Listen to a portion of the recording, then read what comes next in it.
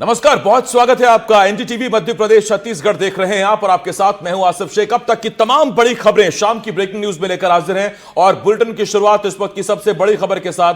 बड़ी खबर नारायणपुर से आ रही है, जहां सुरक्षा बलों की नक्सलियों से मुठभेड़ की खबर है। मुठभेड़ में सुरक्षा बलों ने 6 नक्सली ढेर कर दिए हैं। मुठभेड़ में 6 नक्सलियों के शव बरामद किए गए मुठभेड़ के बाद, और मौके से सुरक्षा बलों को AK-47 और एक SLR बरामद हुई है। भारी बारिश के बीच नक्सलियों से मुठभेड़ हुई है। हालांकि अभी भी सर्च ऑपरेशन जारी है। हमारे सहयोगी अब से कुछ देर पहले पंकज भदौरिया बता रहे थे कि एक प्रेस रिलीज भी जारी किया गया जिसमें पुष्टि की गई है कि 6 नक्सलियों के शव बरामद किए गए। मौके से AK-47 और SLR बरामद की गई है।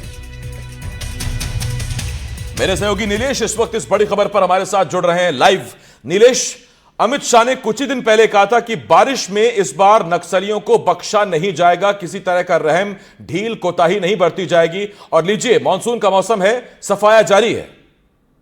बिल्कुल, अमित शाह का बयान था कि इस बार बारिश में चैन से नहीं सोने देंगे, क्योंकि इससे पहले के सालों में हमने देखा है कि बारिश, क्योंकि बस्तर के जो इलाके हैं, घनघोर जंगल है, पहाड़ी है, नदी नाले हैं, छोटे छोटे नदियों से घिरा इलाका है। ऐसे में वहां पर बारिश में थोड़ा सा ऑपरेशन काफी मुश्किल होता था। लेकिन अमित शाह ने ये कहा था कि इस बार बारिश में भी चैन से नहीं सोने देंगे, और इसको लेकर जो भी सुरक्षा बल के जवान हैं जिनको ऑपरेशन के लिए भेजा जाता है, चाहे वो DRG की यूनिट हो या फिर बस्तर फाइटर्स हो या फिर CRPF हो या CAF, या जितनी भी बटालियन बस्तर में तैनात हैं, तो सुरक्षा बल की अलग अलग टुकड़ियां तैनात है, उन सबको स्पेशल ट्रेनिंग दी गई कि बारिश में किस तरह से बस्तर जैसे इलाकों में ऑपरेशन को चलाया जा सके और वहां पर सफलता पाई जा सके। और उसके बाद लगातार हमने पिछले दिनों देखा कि बीजापुर में भी नेशनल पार्क एरिया में एक मुठभेड़ हुई थी, जिसमें हिडमा का काफी करीबी माना जाने वाला एक नक्सली मारा गया था। और इसके बाद आज 6 शवों को बरामद किया गया है, जैसा कि पुलिस की प्रेस रिलीज में ही है। और इसके अलावा अभी भी मुठभेड़ वहां जारी है, यानी कि सफलता और भी बढ़ सकती है, आंकड़े और भी बढ़ सकते हैं, हथियार भी बरामद किए गए। और जब AK-47 मिला है, SLR मिली है, तो इसका मतलब साफ है कि बड़े कैडर के नक्सली थे। और अगर बड़े कैडर के नक्सली हैं तो वहां उनकी जमावट भी ज्यादा रही होगी। बहुत धन्यवाद आपका। अपडेट लेता रहूंगा मैं आपसे नीलेश मेरे सहयोगी रायपुर से इस वक्त हमें अपडेट कर रहे थे। अगली बड़ी खबर रायपुर से ही आ रही है, जहां 5 दिन की रिमांड पर पूर्व मुख्यमंत्री भूपेश बघेल के बेटे चैतन्य बघेल को भेज दिया गया है। ईडी ने पूछताछ के लिए रिमांड मांगी थी स्पेशल कोर्ट से। PMLA स्पेशल जज ने मंजूर की है रिमांड। शराब घोटाले में मनी लॉन्ड्रिंग में चैतन्य की गिरफ्तारी हुई थी। चैतन्य बघेल पर मनी लॉन्ड्रिंग का आरोप है। तो छत्तीसगढ़ के पूर्व मुख्यमंत्री भूपेश बघेल के बेटे चैतन्य बघेल को कोर्ट ने 5 दिन के लिए ईडी की रिमांड पर सौंप दिया है। ईडी ने शुक्रवार की सुबह करीब 6 बजे भिलाई स्थित भूपेश बघेल के आवास पर छापेमारी की थी, जिसके बाद ईडी ने चैतन्य बघेल को गिरफ्तार किया और कोर्ट में पेश किया था, जहां से कोर्ट ने चैतन्य को ईडी के रिमांड पर भेज दिया है। उधर भूपेश बघेल के घर ईडी का छापा पड़ा। ईडी की कार्रवाई पर विजय शर्मा ने कहा है कोई मामला होगा तभी ईडी आई है। डिप्टी CM विजय शर्मा ने कहा सबको पता है किस तरह का भ्रष्टाचार किया गया है।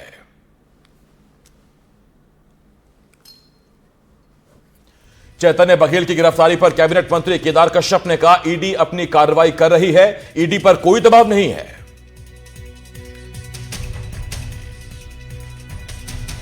ईडी का क्या मसला है मुझे तो नहीं मालूम है, सेंट्रल की एजेंसी है, वही बताएंगे। परंतु जन जन का चर्चा का जो विषय है, किसी को भ्रमित वो कर नहीं पाएंगे। जिस तरह का भ्रष्टाचार किया गया है, भ्रष्टाचार में नवाचार किए गए हैं, भ्रष्टाचार में ब्रॉडकास्टिंग की गई है, भ्रष्टाचार एक्सपोर्ट किया गया है, कॉन्सेप्ट सब जानते हैं वही। तो इसलिए होगा उसको ऐसे बोल करके भ्रम में नहीं डाल सकते वो किसी को। अब राजनीतिक बयानबाजी कुछ कोई कर ले।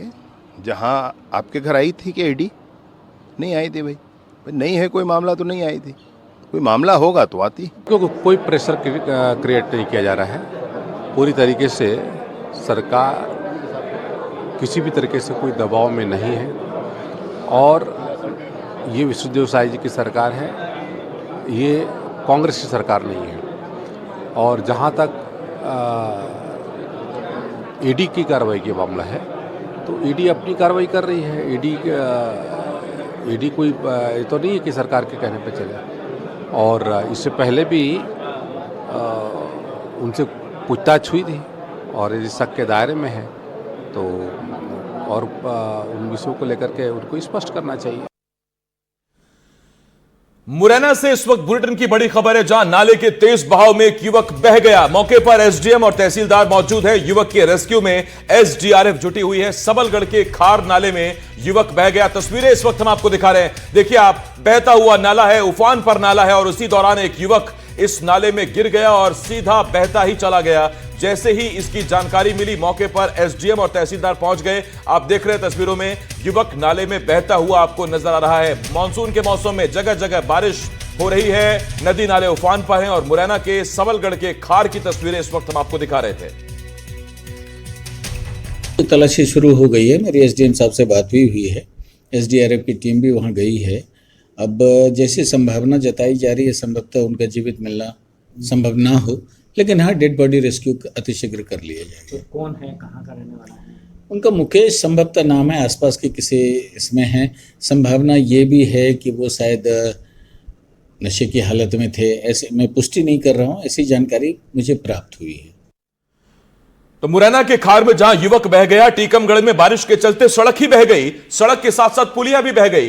देरी पलेरा हाईवे की ये सड़क और पुलिया है जो बह गई। देरी पलेरा हाईवे पूरी तरह से बंद करना पड़ा है। लोगों को परेशानी का सामना करना पड़ रहा है। तो टीकमगढ़ में बारिश के चलते लोगों की परेशानी बढ़ी हुई है। जिले में बारिश के चलते देरी पलेरा हाईवे की सड़क और पुलिया बह गई, जिसके चलते लोगों को परेशानियों का सामना करना पड़ रहा है और निचली बस्तियों में पानी भर गया। वहीं प्रशासनिक अधिकारी मौके का मुआयना करने पहुंचे और हालात का जायजा लिया है। शिवपुरी में भी बारिश के कारण बाढ़ जैसे हालात हैं। जिले में पिछले 20 दिनों से लगातार बारिश हो रही है। नदी पर बने पुल के ऊपर से पानी बह रहा है। जान जोखिम में डालकर लोग पुल को पार कर रहे हैं। भारी बारिश के कारण उफान पर नदी नाले चल रहे हैं। पुल के दूसरी तरफ शिक्षक और छात्र फंस गए थे। अटल सागर से लगातार पानी छोड़ा जा रहा है, जिसकी वजह से नदी नाले उफान पर हैं। जिले के करीब 100 गांव में बाढ़ का अलर्ट जारी किया गया है। दतिया में भी निचली बस्तियों में बारिश का पानी भरा हुआ है। लोगों को परेशानियों का सामना करना पड़ रहा है। बारिश के चलते सड़कें सैलाब में तब्दील हो गई हैं। नाव के सहारे लोग अब बाहर निकल रहे हैं। तो तस्वीरें दतिया की देखिए, जगह जगह पानी है, लोग परेशान हैं और कई जगह नाव के सहारे से लोग यहां वहां जा रहे हैं।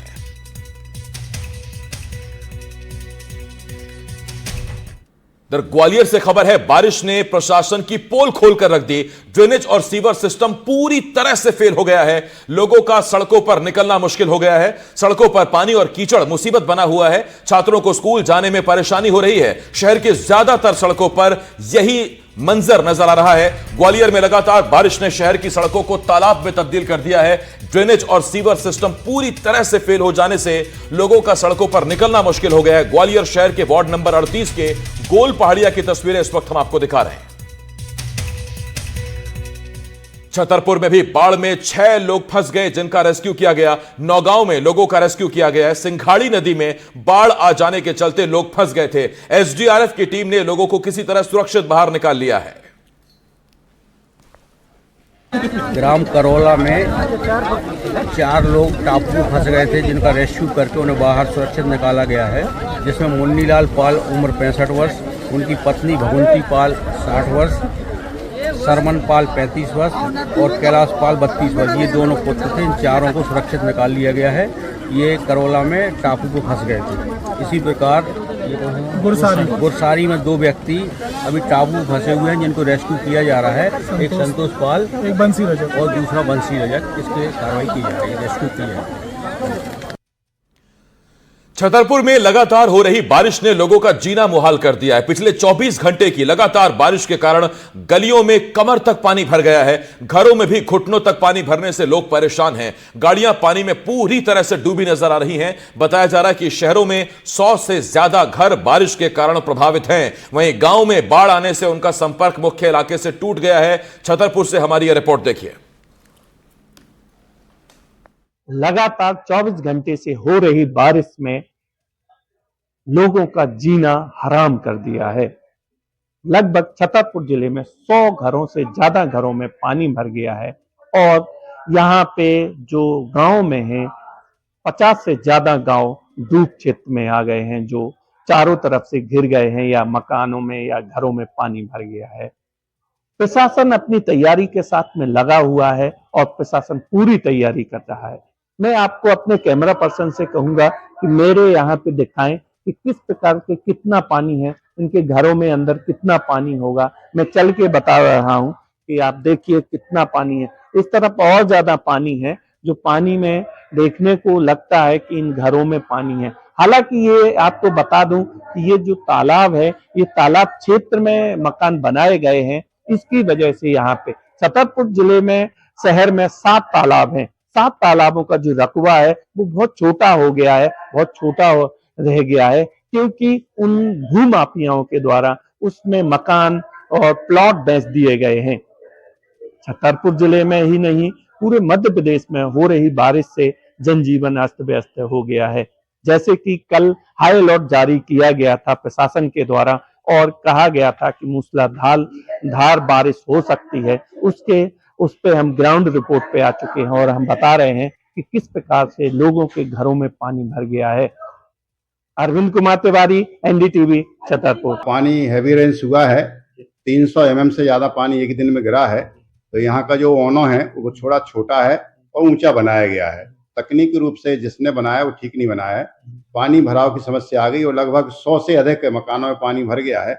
मेरा जिला प्रशासन से यही अनुरोध आग्रह है तो पानी को जल्दी से निकालने की कोई व्यवस्था की जाए ताकि हमारे जनमानस को सुरक्षा मिले और हम लोग आराम से मतलब आगे बढ़ें। छतरपुर से बड़ी खबर है, जहां उफान पर उर्मिल नदी चल रही है। धामची गांव में बाढ़ का पानी घुस गया। धामची गांव में करीब 2000 लोग फंस गए। प्रशासन ने गांव में फंसे लोगों से अपील की है, सुरक्षित बाहर निकलने की अपील की है। बलरामपुर से बड़ी खबर है, जहां बारिश ने प्रशासन के दावों की पोल खोलकर रख दी। डीएवी मुख्यमंत्री पब्लिक स्कूल की बस कीचड़ में फंस गई। भंवरमाल गांव में कीचड़ में 3 स्कूल बस फंस गई। बारिश के मौसम में सड़क पर खुदाई का काम चल रहा है। बस फंसने की वजह से समय पर स्कूल छात्र नहीं पहुंच पाए। तस्वीरें देखिए, 3 बसें बैक टू बैक फंसी हुई हैं और उसकी वजह से छात्र वक्त पर स्कूल नहीं पहुंच पाए। सड़क की हालत देख लीजिए। राजा रघुवंशी हत्याकांड में बड़ी खबर है, प्रॉपर्टी डीलर सिलोम जेम्स को जमानत मिल गई है। सिलोम ने ही राज कुशवाहा को फ्लैट दिया था। हत्या के बाद सिलोम के फ्लैट पर सोनम रुकी थी। सिलोम ने ही सोनम का सामान फ्लैट से निकाला था। 2 और आरोपियों को भी अब तक इस केस में जमानत मिल चुकी है।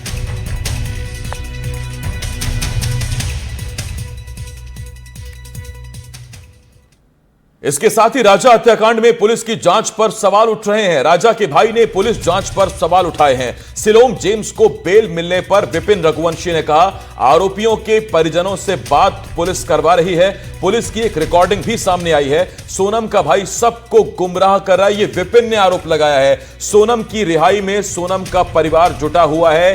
तो ये राजा के भाई विपिन के गंभीर आरोप हैं जो उन्होंने पुलिसिया जांच पर और सोनम के परिवार पर लगाए हैं। देखिए, इसमें कहीं ना कहीं मुझे ऐसा लग रहा है तो सिलोम जेम्स जो है, जिसने इतना सारा सबूत मिटाने के बाद भी जो है कहीं ना कहीं उसको आज जमानत के लिए मिली इसको है। तो मुझे ऐसा लग रहा है मेघालय पुलिस द्वारा जो है कहीं ना कहीं इसमें से लग रहा है मुझे है तो उनकी जांच में कहीं ना कहीं कुछ कमी ऐसी दिख रही है, जो कि इस प्रकार से इतना बड़ा कांड करने के बाद भी जो है इन लोगों ने सिलोम जेम्स में जो सारे सबूत मिटाए हैं, जिसके पिस्टल मिली है, पैसे मिले हैं, रकम मिली है, तो उसके बाद भी कहीं ना कहीं उसको जमानत मिली है। तो इसमें पुलिस द्वारा जो है जांच कहीं ना कहीं चूक हुई इनकी है, जो कि इनको नहीं होना चाहिए, या तो पुलिस द्वारा जो है इसमें चार्जशीट में कई कुछ चीज़ ऐसी जो है इसमें जो सामने नहीं आ पाई है, इसलिए जमानत दी गई इनके साथ। हाँ देखिए, इसमें जमानत जो है पहले जो 2 लोग छूटे हैं, इसमें उन्हीं जमानत का जो है उसके थ्रू जो है इन लोगों को जमानत मिली है इसमें है। और मुझे ऐसा लग रहा है इसमें कहीं ना कहीं जो है जमानत जो दी गई इसमें है तो जांच में कुछ ना कुछ कमी इसमें है। इसमें कहीं ना कहीं सीबीआई जांच आना चाहिए इसमें, क्योंकि इसमें पहले हम लोग कब से बोल रहे थे, इसमें आज तक कुछ नहीं उपलब्ध हुई थी कभी। छिंदवाड़ा से बड़ी खबर है, जहां ईओडब्ल्यू ने आरईएस के सब इंजीनियर को गिरफ्तार किया है। 25,000 रुपए की रिश्वत लेते आरईएस के सब इंजीनियर को गिरफ्तार किया गया। ईओडब्ल्यू ने रोजगार सहायक को भी गिरफ्तार किया है। रोजगार सहायक 5,000 की रिश्वत लेते हुए गिरफ्तार हुआ है। सब इंजीनियर ने 65,000 की रिश्वत मांगी थी। सड़क के कंप्लीशन सर्टिफिकेट के लिए यह रिश्वत मांगी गई थी। तो छिंदवाड़ा के चौरई में ईओडब्ल्यू ने आरईएस के सब इंजीनियर नीरज डहरिया को 25,000 रुपए की रिश्वत लेते हुए गिरफ्तार किया। ईओडब्ल्यू ने सहायक रोजगार को भी 5,000 रुपए की रिश्वत लेते गिरफ्तार किया। बताया जा रहा है कि सब इंजीनियर ने सड़क और नाली के कंप्लीशन सर्टिफिकेट के लिए 65,000 रुपए की रिश्वत मांगी थी, जिसकी पहली किस्त देते समय ईओडब्ल्यू ने आरोपी सब इंजीनियर को पकड़ लिया।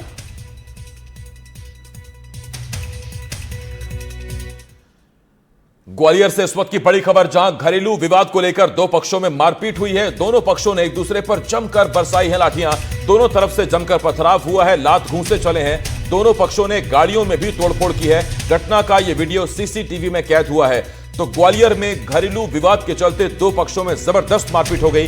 दोनों पक्षों ने इस दौरान जबरदस्त लाठी डंडे के साथ लात घूंसे बरसाए। बताया जा रहा है कि जिले के आपागंज में दो पक्षों में घरेलू विवाद हुआ था। मामला इतना बढ़ा कि दोनों पक्षों ने एक दूसरे पर जमकर पथराव किया और गाड़ियों में तोड़फोड़ भी की। घटना का वीडियो सीसीटीवी में आया है। दोनों पक्षों ने 5-5 लोगों के खिलाफ मामला दर्ज कराया है। घायलों का इलाज जारी है। ये माधोगंज थाना क्षेत्र के आपागंज क्षेत्र पड़ता है। वहाँ पर दो पक्षों में विवाद हुआ है। दोनों परिवार के ही सदस्य रिश्तेदार हैं आपस में, जिसमें इनमें विवाद हो गया, जिसमें दोनों पक्षों को चोट आई है। उनका मेडिकल कराया गया है और दोनों पक्षों की तरफ से क्रॉस कायमी की गई है। रतलाम से बड़ी खबर, एएसपी के खिलाफ करणी सेना का प्रदर्शन देखने को मिला है। कलेक्ट्रेट में करणी सेना के कार्यकर्ताओं ने हंगामा किया। एएसपी राकेश खाका के खिलाफ नारेबाजी की गई। एएसपी पर लाठीचार्ज और गाली गलौज करने का आरोप करणी सेना के कार्यकर्ताओं ने लगाया है। कलेक्ट्रेट परिसर में भारी संख्या में पुलिस बल तैनात रहा। रतलाम में करणी सेना के कार्यकर्ताओं ने कलेक्ट्रेट परिसर में जमकर हंगामा किया।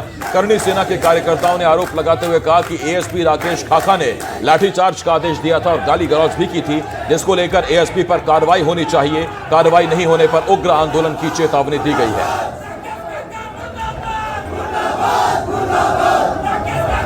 ज्ञापन दिए हैं। एक तो हरदा वाला प्रकरण जो सभी के संज्ञान में है, जिसके ऊपर मुख्यमंत्री के नाम से कलेक्टर महोदय को ज्ञापन दिया कि वहाँ पे निष्पक्ष जांच हो, न्यायिक जांच हो। निष्पक्ष मतलब न्यायिक जांच होनी चाहिए। वहाँ के अधिकारी जो जांच कर रहे हैं उससे हम संतुष्ट नहीं है। दूसरा जो है कि एसपी और कलेक्टर के ऊपर कार्रवाई होनी चाहिए, क्योंकि वहाँ रहते वो जांच नहीं हो सकती, क्योंकि जिले के दो मुख्य बड़े पदाधिकारी वहीं पे, तो वो जांच तो होने ही नहीं देंगे। तीसरा है कि जिनके ऊपर जो मतलब ये जो केस दर्ज हुए हैं फर्जी, उनको हटाया जाए। और तीसरा है जिस व्यक्ति ने जानबूझकर सिर पर लाठी मारी है, जीवन सिंह जी आप वीडियो में देखा भी होगा, वो सिर्फ उनको मारने के हिसाब से ही मारी गई है। तो उस ऐसे पुलिस अधिकारियों के ऊपर 307 का प्रकरण दर्ज होना चाहिए, क्योंकि आम नागरिक और पुलिस दोनों कानून के हिसाब से अलग अलग नहीं हो सकते। आगरमालवा से इस वक्त की बड़ी खबर, जहां करणी सेना के कार्यकर्ताओं ने प्रदर्शन किया है। करणी सेना के राष्ट्रीय अध्यक्ष पर लाठीचार्ज का विरोध किया गया। हरदा कलेक्टर और एसपी को हटाए जाने की मांग कार्यकर्ता कर रहे हैं। दोषी पुलिसकर्मियों पर कार्रवाई की मांग है। मुख्यमंत्री के नाम ज्ञापन सौंपकर मांग रखी गई है। आगरमालवा में करणी सेना के कार्यकर्ताओं ने विरोध प्रदर्शन किया, जहां लाठीचार्ज के विरोध में कार्यकर्ताओं ने विरोध प्रदर्शन किया। बता दें कि हरदा जिले के राजपूत छात्रावास में छात्राओं और करणी सेना परिवार के राष्ट्रीय अध्यक्ष जीवन सिंह शेरपुर समेत अन्य लोगों पर पुलिस की ओर से किए गए लाठीचार्ज का विरोध हो रहा है। मुख्यमंत्री के नाम ज्ञापन सौंपकर हरदा कलेक्टर और एसपी को तत्काल हटाए जाने और दोषी पुलिसकर्मियों पर हत्या के प्रयास की धाराओं को दर्ज करने की मांग की गई है।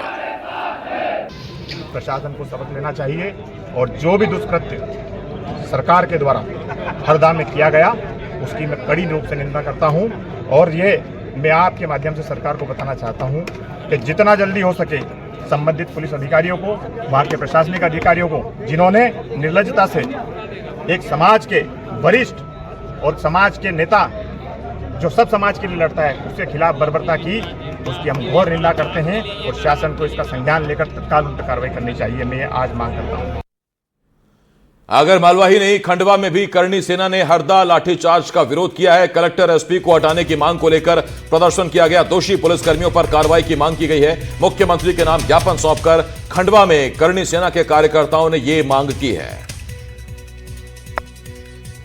इस देश में ऐसा ताना बाना होना चाहिए जो मोदी जी बोलते हैं वासुदेव कुटुंबम, ये देश हमारा कुटुंब है। तो ये कुटुंब है, तो कुटुंब में आप जो न्याय के बात करते हैं, न्याय की सोच लेके आगे चलते हैं, उनके ऊपर अगर अन्याय होता है तो मैं सोचता हूं कि बीजेपी को भी आगे आना चाहिए था और मजबूती से आना चाहिए था कि वो छोटी सी बालिका अगर किसी प्रशासन को बोल रही कि तुम गंदे हो, तो आप सोच लीजिए कि 12 साल की लड़की अगर ऐसा बोल रही कि तुम गंदे हो, तो आप सोच लीजिए कि पुलिस प्रशासन के खिलाफ उसके मन में जो बैठ गया डर, वो कैसा होगा। ये बर्बरतापूर्ण कार्रवाई प्रशासन ने की थी। आप सोच लीजिए, ये शासन ने प्रशासन का रवैया देख के अधिकारियों को बर्खास्त करना चाहिए।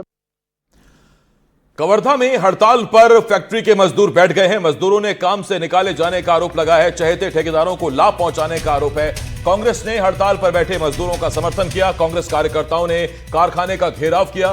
सरदार वल्लभ भाई पटेल फैक्ट्री का मामला बताया जा रहा है। कवर्धा में मजदूरों की हड़ताल का मामला सामने आया, जहां पंडरिया में स्थित सरदार वल्लभ भाई पटेल सहकारी शक्कर कारखाना के मजदूरों ने हड़ताल के जरिए अपनी नाराजगी जाहिर की है। श्रमिकों का आरोप है कि कारखाना प्रबंधक उन्हें काम से बाहर कर चुका है और अपने चहेते ठेकेदारों को लाभ पहुंचाने के लिए उनके ही कुछ मजदूरों को काम पर रखा गया है। वहीं श्रमिकों के इस हड़ताल को समर्थन देने के लिए कांग्रेस के कार्यकर्ताओं ने शक्कर कारखाने का घेराव किया और बड़ी संख्या में कारखाना के सामने बैठकर जमकर प्रदर्शन किया। ऐसे मजदूर जो सन 2017-18 से कार्यरत है लगातार, उनको काम से निकाल दिया जाता है और ये कह दिया जाता है कि भाई जरूरत नहीं है, जबकि सैकड़ों की संख्या में भ्रष्टाचार के तहत ऐसे अधिकारी लोग यहाँ काम कर रहे हैं जिसकी जरूरत ही यहाँ नहीं है। लेकिन इन मजदूरों की जरूरत तो हर पग में लगनी है, चाहे सफाई हो, चाहे बोरी उठाना हो, कि चाहे मशीन को साफ करना हो, कि तमाम प्रकार की व्यवस्था है। और इतने दिनों तक इनका जरूरत पड़ा और आज अचानक इनका जरूरत नहीं पड़ा। ये सारा विषय संज्ञान में आना चाहिए और तत्काल इसके ऊपर कार्रवाई होना चाहिए। और इन्हीं के मांग को लेकर हम सभी समर्थन में आए हैं। अगर इनकी मांग पूरी नहीं होती है तो निश्चित रूप से ये आंदोलन निरंतर चलेगा और बहुत जल्द हम उस कारखाने के अंदर में घुस के कारखाने के अधिकारियों को भी इस स्थान से नहीं निकलने देंगे। जब तक इन्हें अंदर नहीं लिया जाएगा तब तक यहाँ के कर्मचारी और अधिकारी बाहर नहीं निकल सकते। अगर जो ये मजदूर का जो मांग अभी पूरा नहीं करते, जब तक पूरा नहीं होगा तो आने वाला समय में हम लोग जिला कांग्रेस कमेटी की तरफ से पूरा ब्लॉक के कार्यकर्ता, जिला कार्यकर्ता सभी हम लोग मजदूर के साथ होकर यहाँ बहुत बड़ा आंदोलन यहाँ करेंगे। राजनांदगांव में बिजली दर में बढ़ोतरी को लेकर प्रदर्शन देखने को मिला है। कांग्रेस ने बिजली ऑफिस का घेराव किया। कांग्रेस कार्यकर्ताओं ने नारेबाजी की। कांग्रेस ने अधिकारियों को ज्ञापन सौंपा है। कांग्रेस ने बढ़ी दर वापस लेने की मांग की है। राजनांदगांव में बिजली दर में हुई बढ़ोतरी को लेकर कांग्रेस ने विरोध प्रदर्शन किया है। प्रदर्शन करते हुए कैलाश नगर स्थित बिजली विभाग के ऑफिस का घेराव किया गया। घेराव के दौरान कांग्रेस कार्यकर्ताओं ने जमकर नारेबाजी की। इस दौरान बड़ी संख्या में पुलिसकर्मी मौजूद रहे। प्रदर्शन के बाद कांग्रेस के कार्यकर्ताओं ने बिजली विभाग के अधिकारियों को ज्ञापन देकर बिजली दर वापस लेने की मांग की है। कांग्रेस ने बढ़ी हुई दर वापस न लेने पर उग्र आंदोलन की चेतावनी दी है। अभी तो पेपर में आया है, लेकिन अभी ये मतलब सिस्टम में अभी अपडेट नहीं हुआ है, तो इसका कितना क्या है वो तो जब ऑर्डर आएगा, हमको निर्देश मिलेगा ऊपर से, तभी हम बता पाएंगे। इस महीने नहीं बढ़ी है, अगले महीने से आएगी। मीटर का भी विरोध किया जा रहा है, जो इलेक्ट्रॉनिक मीटर लगा है, स्मार्ट मीटर, हाँ, उसका भी बिल ज्यादा आ रहा है, उनका भी लगा है, उनके लगने से बिल ज्यादा आ रहा है। नहीं, वो तो कंजम्पशन जितना उपयोग किए होंगे आप उसके हिसाब से आएगा ना। स्मार्ट मीटर लगने से बिल ज्यादा आया ऐसा तो नहीं है, नहीं होना चाहिए। प्रदेश कांग्रेस कमेटी के सम्मानित अध्यक्ष आदरणीय श्री दीपक बैज जी के निर्देशानुसार हमने पहले क्रम में जो है क्रमबद्ध आंदोलन, जिसमें पहले पत्रकार वार्ता ली, अभी यहाँ पर कार्यपालन अभियंता का कार्यालय का घेराव किया गया और जिला स्तरीय में मुख्य कार्यालय का जो इनका है घेराव वो भी किया जाएगा। और जब तक के हम चैन से नहीं बैठेंगे, जब तक कि जनता के खिलाफ ये हो रहा जो अन्याय है वो न्याय में नहीं बदलता और दरों को कम नहीं होती, तब तक हम जनता के साथ देते रहेंगे। जबलपुर से इस वक्त की बड़ी खबर, जहां युवक पर चाकू से हमला किया गया। रंगदारी नहीं देने पर चाकू से वार किए गए। गंभीर हालत में अस्पताल में भर्ती कराया गया। आरोपियों की तलाश में पुलिस जुटी हुई है। दीनदयाल इलाके में हमला किया गया था। जबलपुर के दीनदयाल इलाके में युवक पर चाकू से हमले का मामला सामने आया है, जहां रंगदारी नहीं देने पर एक युवक पर कुछ बदमाशों ने चाकू से ताबड़तोड़ हमला किया। चाकूबाजी में घायल युवक को अस्पताल में भर्ती कराया गया है। वहीं पुलिस मामला दर्ज कर आरोपियों की तलाश में जुटी हुई है। में गौरव वाजपेयी को कुछ लोग उसके साथ मारपीट कर रहे हैं। इसमें तत्काल थाना प्रभारी द्वारा अंशुल खरे और 3 अन्य के विरुद्ध जानलेवा हमला धारा 109 भारतीय न्याय संहिता और अड़ीबाजी खर्चा के लिए पैसा मांगना धारा 119 भारतीय न्याय संहिता का अपराध दर्ज कर लिया गया है। इसमें पुलिस टीमें बनाई गई है और जल्द ही इन चारों को गिरफ्तार किया जाएगा।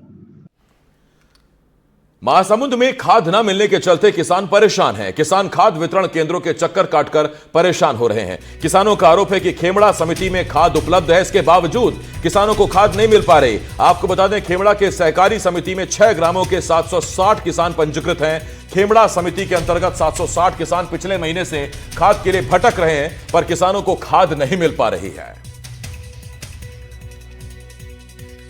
400 किसानों को आज दिनांक तक खाद नहीं मिला है और वही 250-300 किसानों का परमिट कट चुका है। परमिट कटना मतलब स्टॉक में होने से ही परमिट कटता है।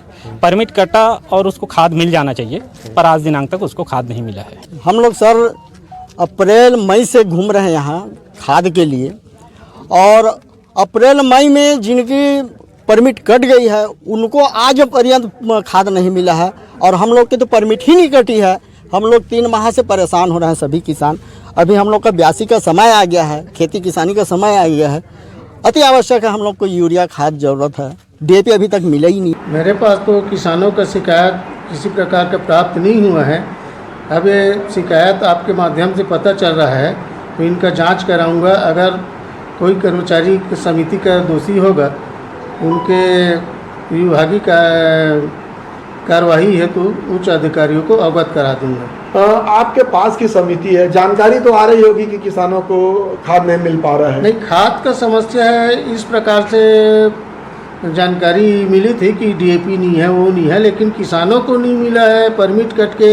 इस प्रकार का शिकायत मेरे को प्राप्त नहीं हुआ है। मोर भांजी के स्वास्थ्य ठीक नहीं रही से और इलाज के दरमियान मोर भांजी के मृत्यु भी हो गए, तो दरमियान में हम छुट्टी में रहा हूँ, समिति नहीं जा पाए। और कुछ किसान है जेकर परमिट कट गए है और वो मन काफ़ी लंबा समय से खाद उठाव नहीं करी, वो खाद स्टॉक में बन रही, तो किसान मन के किसानी काम प्रभावित मत होए, ऐसे करके किसान मन ला दे गए है। और बीच में अपन जो मशीन है पोस्ट मशीन ओकर सर्वर डाउन होए के वजह से ओकर परमिट कट नहीं पाई। तो अभी जब ऐसे खाद तो जेकर परमिट कट गए है ओला भी वितरण करे जाही, और जे मन लेग गए होकर विधिवत परमिट काट के ओला समायोजन कर दे जाही। बेमेतरा में खाद की किल्लत से किसान परेशान हैं। डीएपी खाद नहीं मिलने से किसान भटकने पर मजबूर हैं। किसानों का कहना है कि ब्लैक में खाद खरीदकर धान की रोपाई की जा रही है। वहीं जिला प्रशासन का दावा है कि जिले में लक्ष्य का 113% खाद का वितरण किया जा चुका है। बेमेतरा जिला प्रशासन लाख दावे करे कि सोसाइटियों में डीएपी खाद है, लेकिन वास्तव में स्थिति कुछ अलग है। बेमेतरा के कलेक्टर का यहां तक दावा है कि हमने 113% किसानों को, यानी लक्ष्य से 13% अधिक 100% किसानों को डीएपी खाद वितरित कर दिया है। चलिए मैं आपको वास्तविक स्थिति दिखाने के लिए एक गोदाम यानी एक सोसाइटी में आया हूं। अब ये देखिए, कुछ किसान बैठे हुए हैं जो खाद के लिए आए हुए थे। सरकार तो कह रही है डीएपी खाद पर्याप्त है। नहीं है ना भैया, यूरिया भरते थे। हाँ, यूरिया पोटास और डीएपी नहीं है। तो सरकार तो कहा सभी किसान ला दे दें बोल के, नहीं मिल रहा है। तो खाद अगर नहीं मिले तो क्या स्थिति हुई किसानी के? पूरा खराब हुई। खराब हुई। डीएपी नहीं है कहा थे, कहा डीएपी बरतो कहा थे डीएपी ला हमें नहीं कहा थे। नहीं है डीएपी नहीं है। हाँ। तो बाजार में मिला थे और सोसाइटी में नहीं देवा थे। नहीं देवा थे तो नहीं देते। बिल्कुल देख सकते हैं कि ओपन मार्केट में डीएपी खाद पर्याप्त है, आसानी से उपलब्ध हो रहा है, लेकिन वास्तव में सोसाइटी में नहीं। चलिए सरकार के और जिला प्रशासन के जो दावे हैं उसी को दिखाने के लिए मैं इस गोदाम में आया हूं। अब इस गोदाम को देखिए कि पूरी तरह से ये गोदाम की जो स्थिति है वो खाली है, यानी गोदाम में कहीं पर भी एक खाद नहीं है। हालात यह है कि यूरिया के भी कुछ दिनों बाद कमी हो जाएगी। क्यों? क्योंकि यूरिया भी अब नहीं है। तो जिस प्रकार से कलेक्टर और जिला प्रशासन के दावे हैं कि वो पर्याप्त खाद हम दे रहे हैं किसानों को, वो कहीं न कहीं झूठी साबित हो रही है। वास्तव में इसी चीज के लिए हम जानने के लिए ग्राउंड रिपोर्ट पर आए थे और जानने का प्रयास किया कि सोसाइटियों में पर्याप्त डीएपी है कि नहीं, तो बिल्कुल यहाँ पर नहीं है। और कल इस मामले को लेकर विधानसभा में हंगामा भी हुआ है। एनडीटीवी के लिए बेमेतरा से सुजीत शर्मा।